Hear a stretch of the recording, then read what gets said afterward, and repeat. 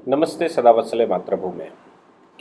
आज हम लोग डिस्कशन करने जा रहे हैं कि मस्जिद और मंदिर के जो विवाद हैं, इन विवादों में आखिर चल क्या रहा है और ईश्वर क्या चाहता है। उससे पहले मैं आप सभी से क्षमा प्रार्थी हूँ कि पिछले 3-4 रोज़ से मैंने कोई लेटेस्ट लेक्चर नहीं डाला था। पुराने लेक्चर्स हमारी टीम उनको दोबारा आपको दे रही थी, तो शायद आप निराश भी हुए होंगे कि दोबारा सुनना पड़ रहा है। उसका कारण था, मुझे बहुत तेज फीवर था, कोल्ड हुआ था, शुगर बहुत ज़्यादा बढ़ गई थी और मैं उन गुजरात के कार्यकर्ताओं से भी क्षमा चाहूँगा जिन्होंने हमारा प्रवास लिया हुआ था। हिंदू जागरण मंच पूरे गुजरात से मैं प्रार्थना करूँगा या क्षमा मांगूँगा कि मैं नहीं आ पाया। आपने टिकट कैंसिल करी, बड़े आयोजन कैसे किए जाते हैं इसका मुझे अनुभव है, इसलिए आपने बहुत कुछ प्रयास किया और मैं नहीं पहुंच पाया, इसके लिए मैं क्षमा प्रार्थी हूँ। और पूरे देश से मैं क्षमा मांगता हूँ कि ज़्यादा तबीयत ख़राब होने की वजह से, अन्यथा थोड़ी बहुत तबीयत ख़राब होती है तो मैं कभी रोकता नहीं हूँ, लेकिन चूँकि कोर्ट की छुट्टियाँ हो गई और कोर्ट की छुट्टियों की वजह से ऐसा लगा कि अब छुट्टी काटेंगे, तो वो छुट्टी ईश्वर ने ज़बरदस्ती बिस्तर पर लिटा दिया। खैर, और मटेरियल 3-4 दिन बहुत ज़्यादा एक्सप्लेनेशन करने का था और उन बातों को आपको जानने की आवश्यकता भी थी, लेकिन नहीं दे पाया, उसके लिए क्षमा। ज्ञान वापी का जो मामला चल रहा है और वैसा ही एक कर्नाटक का मामला आ गया है, ऐसा ही कुछ दिल्ली में भी चल रहा है और दिल्ली में कुतुब मीनार के अगल बगल की जो मस्जिद है उसमें भी एएसआई ने नमाज पढ़वाना बंद कर दिया है।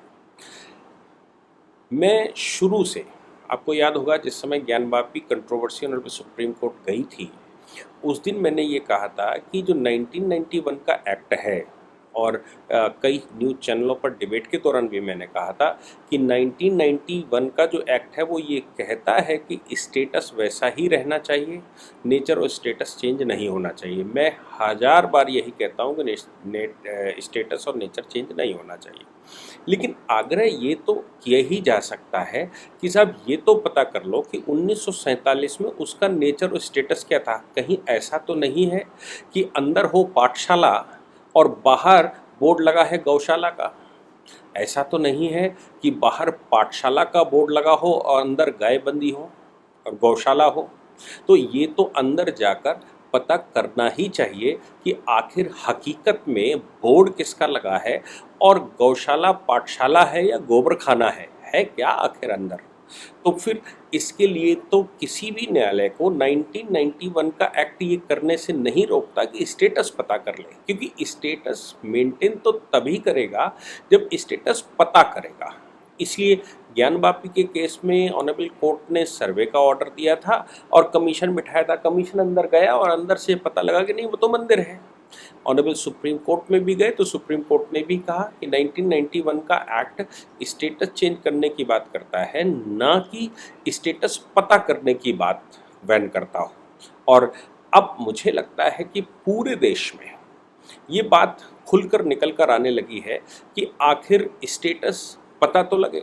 जैसे बनारस कोर्ट को जब ट्रांसफ़र किया कोर्ट ने, सुप्रीम कोर्ट ने, तो उन्होंने कहा भाई ये जो सूट हैं उनकी अपीलें जिन कोर्ट में जानी चाहिए थी उन कोर्टों में ले जाइए, आप हमारे पास आए हैं कोई ऐसा बहुत बड़ा मैजिकल तो वहाँ कुछ हो नहीं रहा है, इसलिए आपको नमाज पढ़ने में दिक्कत नहीं होनी चाहिए, आप अपना काम कंटिन्यू रखिए, कोर्ट का अपना काम कंटिन्यू रखने दीजिए।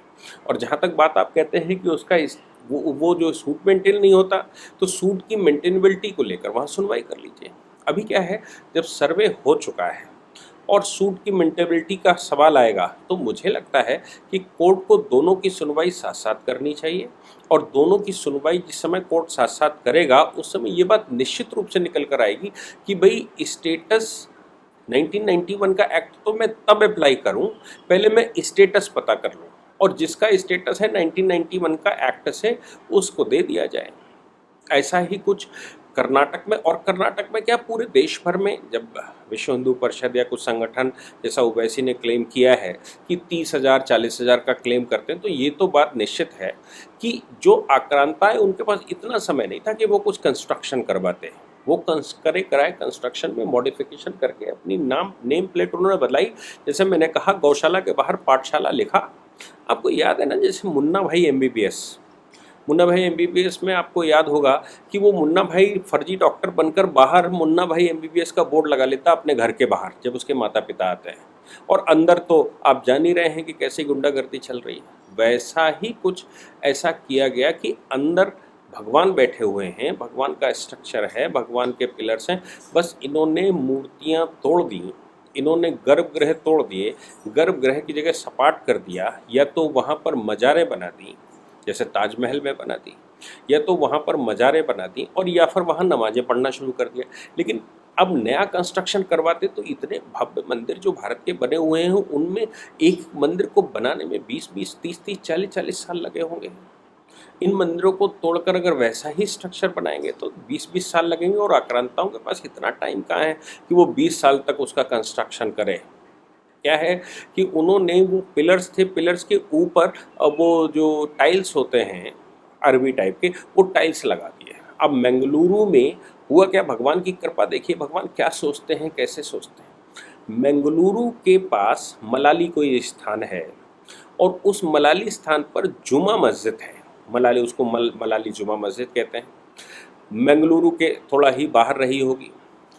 उस मस्जिद में रिनोवेशन पिलर्स खड़े हुए थे, और पिलर्स पर बड़े अच्छी सी नक्काशी टाइल्स लगे हुए थे, उस पर कुछ अरबी रिवायतें लिखी हुई थी और बना हुआ था। अब वो अचानक अंदर गिर गया। ऐसा लोगों का कहना है कि वो जो अंदर टूटा हुआ हिस्सा था उसकी रिपेयरिंग करना इन्होंने शुरू किया। अब रिपेयरिंग करने के लिए कुछ मुलाजिम, कुछ मिस्त्री अंदर, कुछ लेबर अंदर गई। तो लेबर ने ये देखा या मिस्त्री ने ये देखा कि अंदर जो है साहब, जब उसने उसको रिपेयर करना शुरू किया तो रिपेयर करने से पहले पूरी टाइल हटानी होती है, यानी कि थोड़ा सा एरिया और साफ़ करना पड़ता है। ऐसा नहीं उतने उतने में कुछ मिसाला लगा देगा और चिपका देगा। तो चूंकि वैसा ही करना है इसलिए उसको तोड़कर जब तोड़ा तो अंदर हिंदू स्ट्रक्चर मिला। उसमें देवी देवताओं की तस्वीरें दिखाई दे रही थी, उसमें कुछ नक्काशियाँ दिखाई दे रही थी, उसके ऊपर से टाइल्स लगाए गए थे। ये भी संभव है कि जब वाराणसी वाला केस आ गया और सुप्रीम कोर्ट ने ये कह दिया कि भाई 1991 का एक्ट कहीं अंदर सर्वे करने से नहीं रोकता, स्ट्रक्चर पता करने से, स्टेटस पता करने से नहीं रोकता, तो देश भर में मस्जिदों में, ये तथाकथित मस्जिदों में जो मंदिर तोड़कर बनाई गई होंगी उनमें जो एविडेंसेस इस प्रकार के रहे होंगे उनको सबको छुपाने का प्रयास इस समय चल रहा होगा। खंबे दिखाई दे रहे हैं तो उनको ढक लो, छत दिखाई दे रही तो उनको ढक लो, या फिर कहीं अंदर तहखाने हैं, कहीं अंदर अगर इस तरह के देवी देवता जो पहले इन्होंने, इनकी व्यवस्था क्या थी कि देवी देवता तोड़कर एक किनारे रखते थे और जो हिंदुओं को मुसलमान बनाते थे उनको ये कहते थे कि अल्लाह पर विश्वास करो, ये देखो तुम्हारे देवी देवता तोड़ ताड़ के रख दिए गए हैं, इनके ऊपर बैठकर ये हो रहा है, इनके ऊपर बैठकर वो हो रहा है ये, और इनको कभी जहाँ चढ़ाई होती है पैदल चढ़ते हैं, या पैकरियाँ जिनको कहते हैं, स्ट्रीट्स कहते हैं, उन पर लगा दिया जाता है, देखो इन पर चढ़ कर जा रहे हैं और हम सहिंसा बने हुए हैं, हमारे यहाँ शासन चल रहा है और तुम्हारी देवी देवताओं में कोई जान नहीं है, ये सब चल रहा है। बिल्कुल वैसे जैसे क्रिश्चियन मिशनरियों के स्कूल आजकल ये सिखाते हैं बच्चों को कि भाई अगर तुम गड्ढे में गाड़ी डाल दी, हूँ हूँ किया और बोला कि देखो हनुमान जी का नाम लो, अपने बच्चे ले रहे हैं, जय हनुमान जी, निकाल दीजिए, नहीं निकला, बोले ईसा मसीह का नाम लो, ईसा मसीह, उन्होंने ईसा मसीह तो एक ही बार में उसने एक्सीलेटर खींचा और निकाल दिया और बोला देखो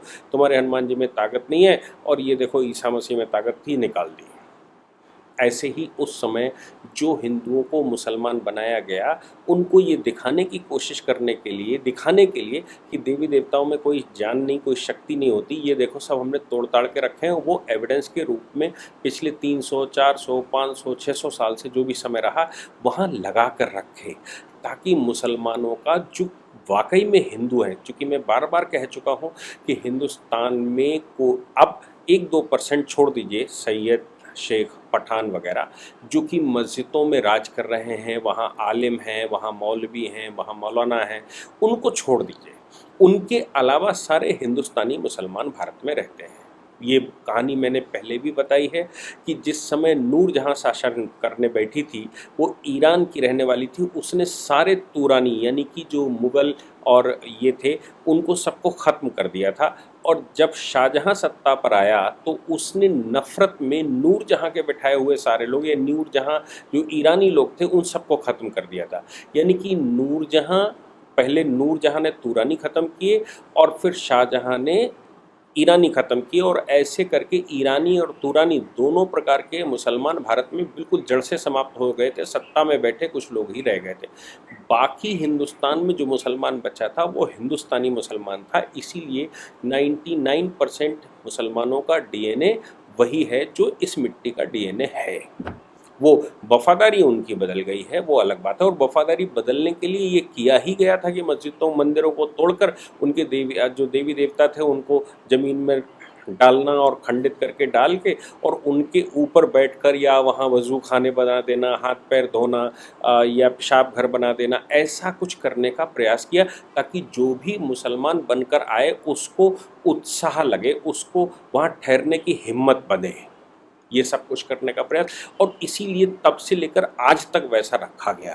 लेकिन अब माहौल बदल गया। सुप्रीम कोर्ट ने कह दिया कि भाई अंदर चेक तो किया ही जा सकता है, और चूंकि काशी का मंतर तो फंस गया है, मस्जिद तो अब आप मान के चलें कि वो जा चुकी है।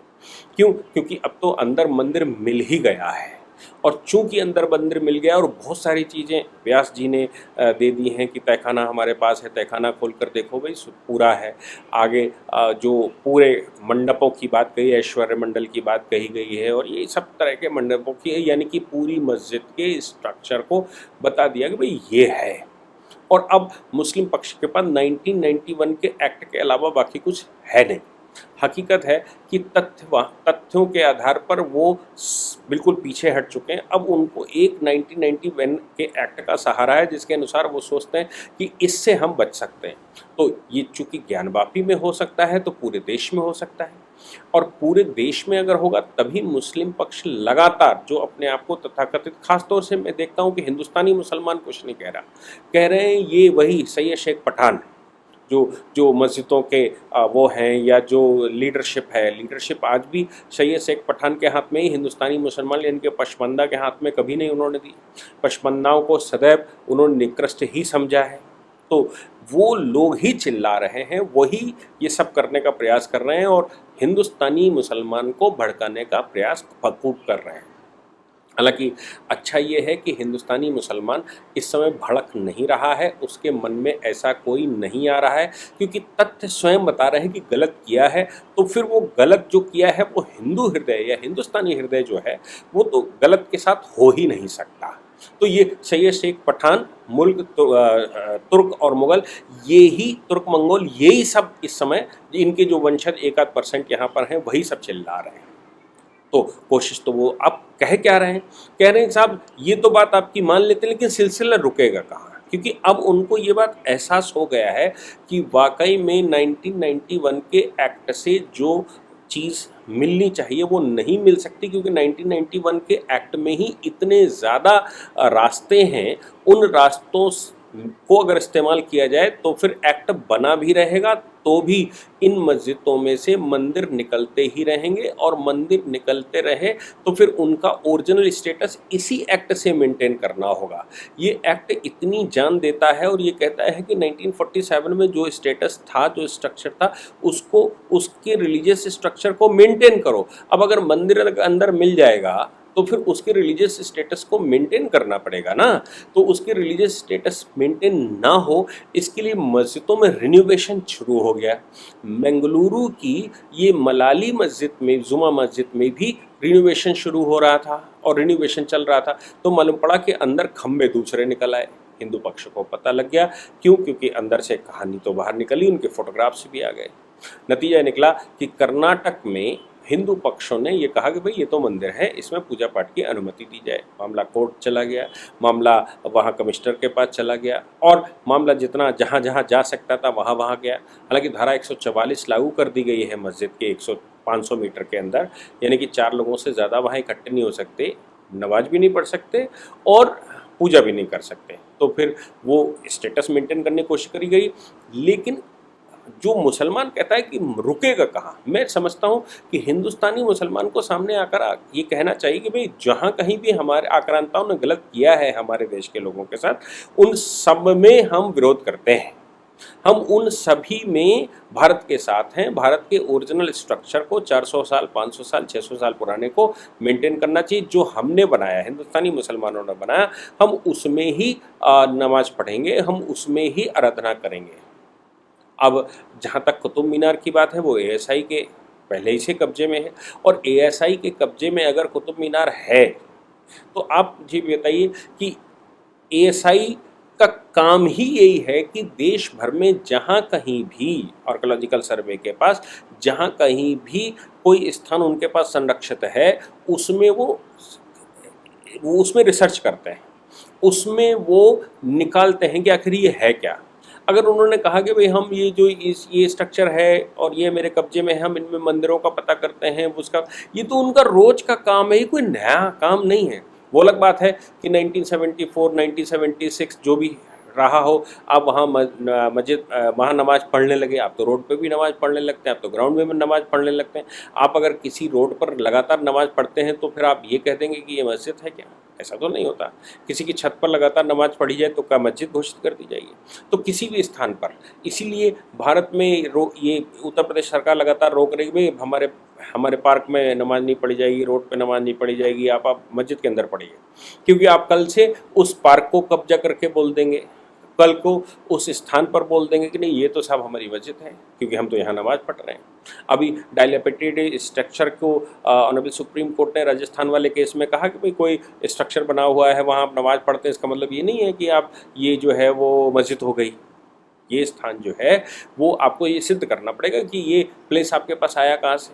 तो जो कुतुब मीनार की बात आ रही है, तो आर्कियोलॉजिकल सर्वे ऑफ इंडिया का काम है कि ये पता करें कि आखिर ये है क्या। ये पूरे देश में आर्कियोलॉजिकल सर्वे सब जगह करता है। ये जो ज्ञानवापी का मामला है, ज्ञानवापी में भी अगर आर्कियोलॉजिकल सर्वे के पास ये होता तो वो खुद ही इसका पता करता कि ये क्या है, ये मंदिर है कि मस्जिद है। लेकिन वो चूंकि ये ज्ञानवापी ना ही वक्फ के पास है, हकीकत तो ये है कि अगर औरंगजेब के टाइम की मस्जिद है तो ये वक्फ के पास होनी चाहिए थी, ना ही ये वक्फ के पास है और ना ही ये किसी उसमें लिस्ट में आती है, तो फिर ये मस्जिद क्यों है? ये तो बात ही नहीं, ये तो ज़बरदस्ती क्या है कि भाई कब्जा करके रखा है इसलिए मस्जिद है। तो उसमें इन मामलों में सभी जगह पूरे देश भर में मामले निकल रहे हैं और स्वाभाविकता निकलेंगे। इसलिए ये उनका कहना कि ये रुकेगा कहाँ, मुझे नहीं लगता कि ये रुकने वाला है, क्योंकि जैसे जैसे स्ट्रक्चर गिरेंगे तो वो अंदर मंदिर निकल रहा है। मैं नहीं कहता कि 100% मस्जिदों को मंदिर तोड़कर ही बनाया गया, लेकिन जो भी हिस्टोरिकल हैं उनको बनाया गया, तो क्यों नहीं मुस्लिम समाज ये कहता है कि हम आपको सरेंडर किए दे रहे हैं, हमें दूसरी जगह दे, तो हम वहाँ पर जाकर अपनी मस्जिद बना लेंगे, हमें तो नमाज ही पढ़नी है। और नमाज का कोई स्वरूप तो है नहीं, स्वरूप तो उसका ये है कि पश्चिम की तरफ मुँह करके बैठते हैं, यानी कि काबा की तरफ मुँह करके बैठते हैं, क्योंकि हिंदुस्तान में तो अल्लाह का कोई स्थान है नहीं, वो हिंदुस्तान में तो मानते ही नहीं है कि उनके कोई प्रभु हैं भी, वो तो सीधी नमाज वहीं जाती है मक्का मदीने में। चूँकि मक्का मदीने की तरफ ही मुँह करके बैठना है तो कहीं भी बैठा जा सकता है, कोई भी नया स्थान तय किया जा सकता है। नमाज तो बैठे बैठे भी की जा सकती है, नमाज तो घर में भी की जा सकती है, नमाज तो छत पे भी की जा सकती है। ये कोई बहुत बड़ा वो नहीं है। हाँ, मंदिर जो पूजा है वो मंदिर में ही की जाती है, जहाँ भगवान का विग्रह रूप मानते हैं, भगवान में प्राण प्रतिष्ठा मानते हैं।